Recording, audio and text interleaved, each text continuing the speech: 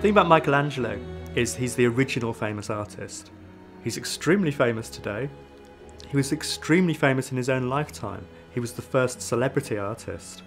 He had 2 biographies of himself published in his own lifetime and took a big interest in their publication and helped with them both.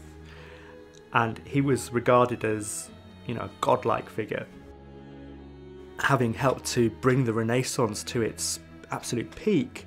He then took the Renaissance apart and helped to create what was known as mannerism, ultimately pointed towards the Baroque, but something much wilder, much more dramatic and emotionally grabbing.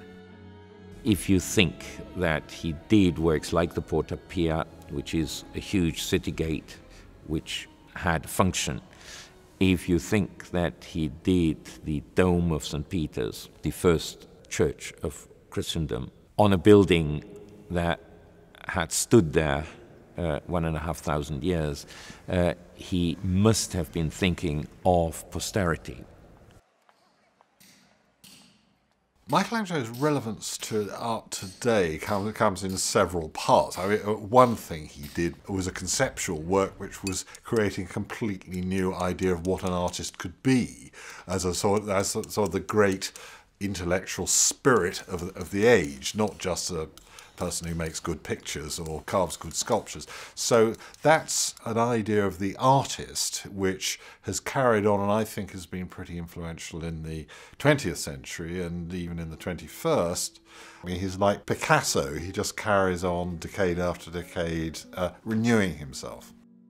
He's got that skill taken to the utmost and a kind of, you know, classical perfection in the portrayal of beauty. But at the same time, exactly the same time, he's actually the wildest, most expressive, most risky, and sometimes the strangest of artists, which makes him very modern. He's always modern. He's always been modern. He was modern in his own time, and he's still modern in ours when you actually really look at his work.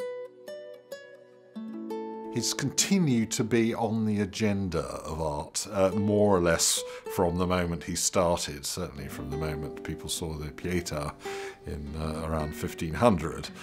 He's been there, and he's still, in a way, the man to beat.